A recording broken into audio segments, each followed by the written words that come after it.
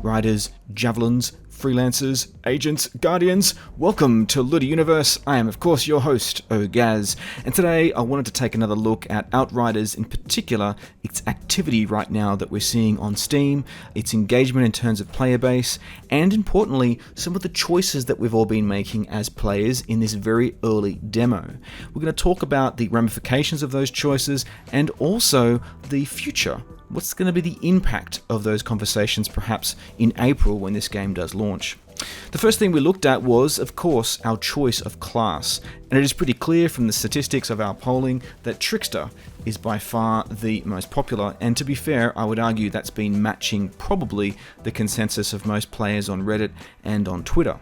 Now, there's a reason for that, which we'll talk about in a moment.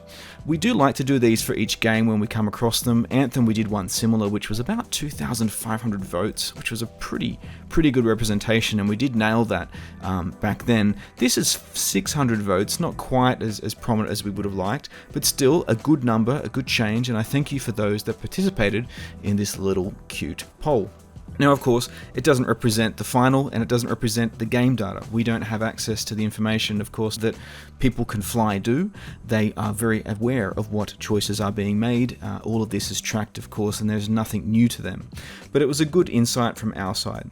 So Trickster has become the go-to, but it's fairly clear for the reason of that is its ability to melt quite distinctly and very quickly in the demo. That is to say, the combination of powers pretty much has now set itself up as about a 25 to 30 second farm run. You can farm the captain at Terra Infirma with the Trickster pretty much in about 25 to 30 seconds. I can nail it, usually about 28 seconds, sometimes less. So obviously that has proved a very popular choice given the limited nature of content in the demo. The remaining players that are still playing are generally farming the captain for all he's worth.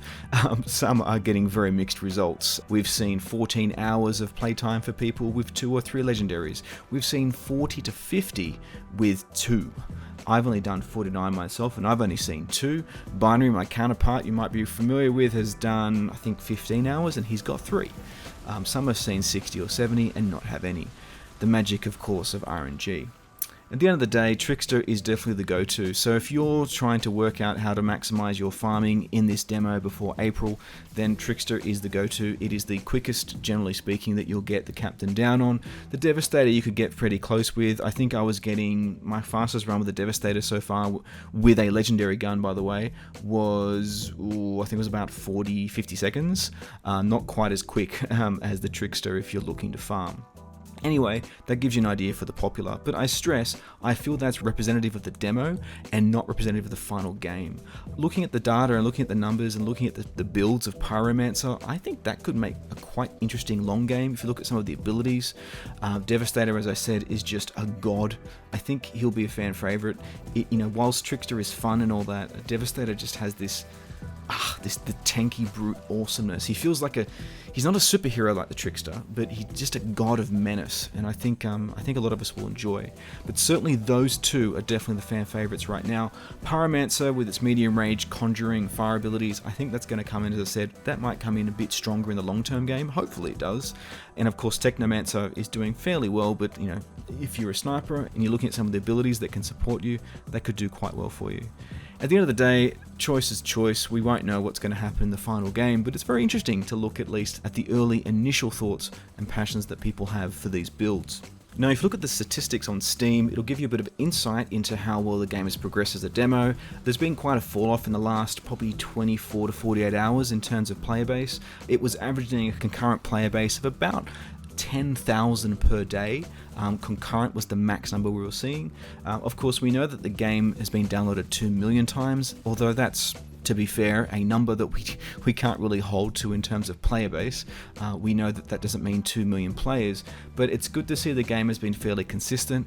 I don't have access to Xbox and PlayStation. As far as I know, though, the players have been quite engaged and healthy on those platforms, but I don't know what the numbers look like. But that is to say, the all-time peak for this game was 55,000. So the biggest peak on Steam for this game was 55,000 at one point, which is decent.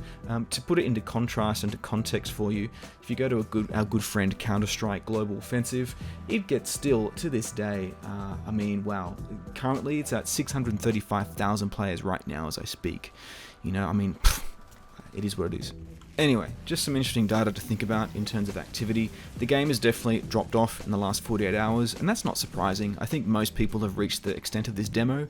The only people still playing right now are people jumping in new, or people that are continuously farming, and I'm talking about the people that have probably hit 80 or 90 hours. There are players out there that have all 10 legendary weapons and have probably averaged anywhere between 50 to 100 hours in the demo in order to achieve that. That said, I've done nearly 50 and I've only got 2. So it is what it is. RNG is RNG. So this is some of the choices that we've made as a community, but of course all this is for nothing if people can fly, tweak, and are likely to adjust balancing, weapons, and abilities in the final game. If anything, all of this trickster love just may very well be a good thing for the game's longevity, as the developers were getting clear insights into our behaviours and our habits as players. Additionally, this behaviour is only representative of a World Tier 5 reality, so we need to keep this in mind. Devs can make assumptions, they can model expectations, but at the end of the day, it's how the player base has engaged this demo, how many hours it's invested, and what classes it's chosen for the journey ahead that will help educate the devs in hopefully making adjustments to the abilities and the future builds.